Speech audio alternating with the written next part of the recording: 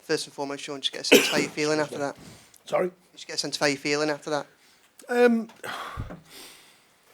think it's a tough one to call because for a large part of the game we were very good, and particularly the first half. They get off to a worldie, obviously, with a lifetime goal in a way.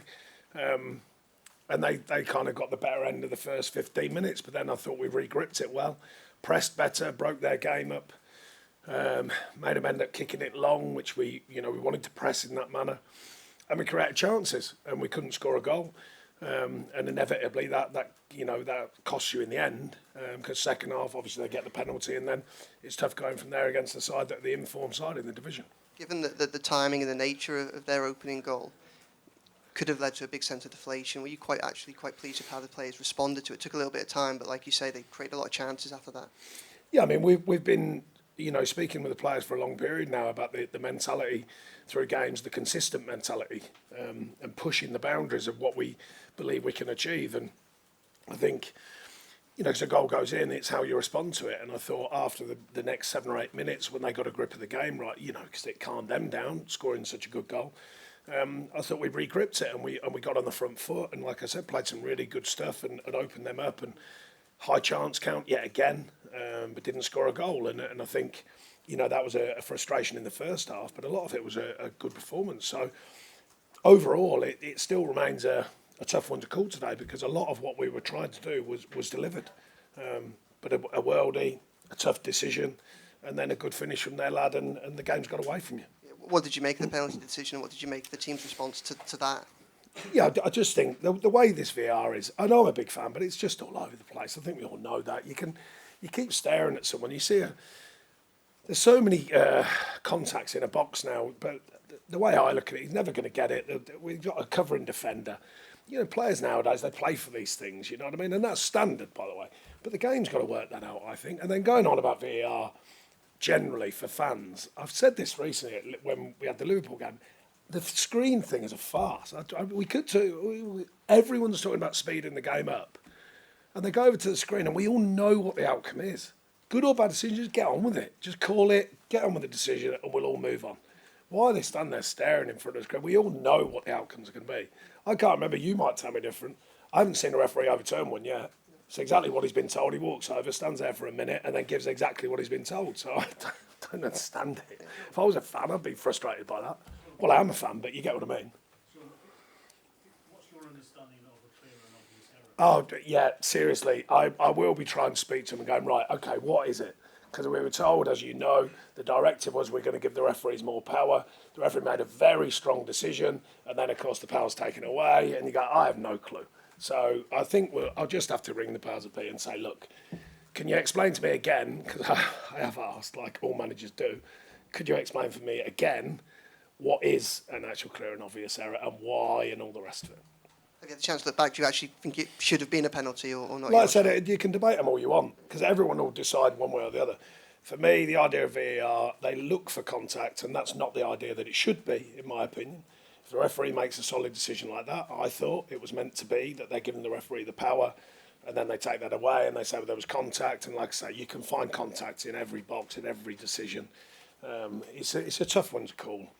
So if it went against us, would I be disappointed? No, I'd probably go, no, I can see why that wasn't given as a penalty. And what will you try and take away from this game, this performance, to help move forward, going forward? The mentality, because it's going to be really, really important. We all know the recent news.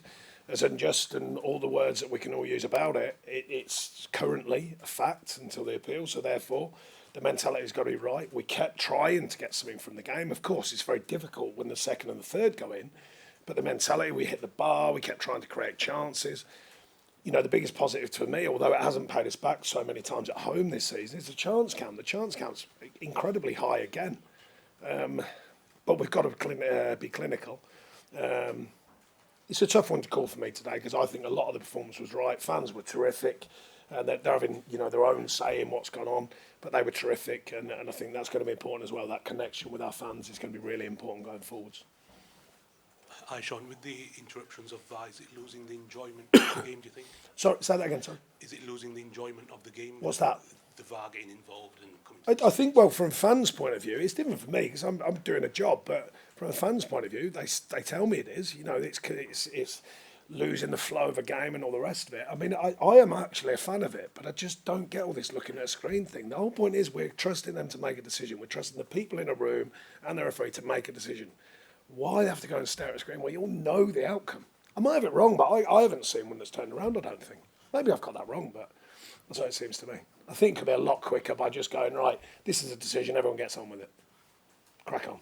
What solution would you try and offer to the powers? The one that I just said, take away the screen and just go, right, this is a decision, referee's given the decision, end of. Let's all move forward. Not go and stand in front of the screen. I don't know how long the referee stood in front of the screen for, but it felt like quite a long time to me to give the decision that he's been told in his ear is the decision. So I just don't see the point of it. And just on the team, is there fear that they might... I think they're all about miking him up as well. What's that all about? Well, referees just go under the radar, surely, and just, have a great game, see you later. Can't really understand that either. Is there fear that the team might slip into bad habits in conceding 2 or 3 goals when the heads... No, one's a worldie. One's I would say, argue a contentious penalty. And then one's a good finish. So, no, different goals, different reasons. But they're not cutting us open. They're not causing loads of charts. I think they only had nine efforts at goal. Man United side who's top of the form chart. So I think that shows the defensive feel of the performance was still strong. But a worldie, a decision goes against you for a penalty. We all know the stats and facts on penalties. And then a good goal from their point of view and a loose one from us. But we're chasing the game at that stage. Sean, how do you feel the players responded to the news of the last week or so?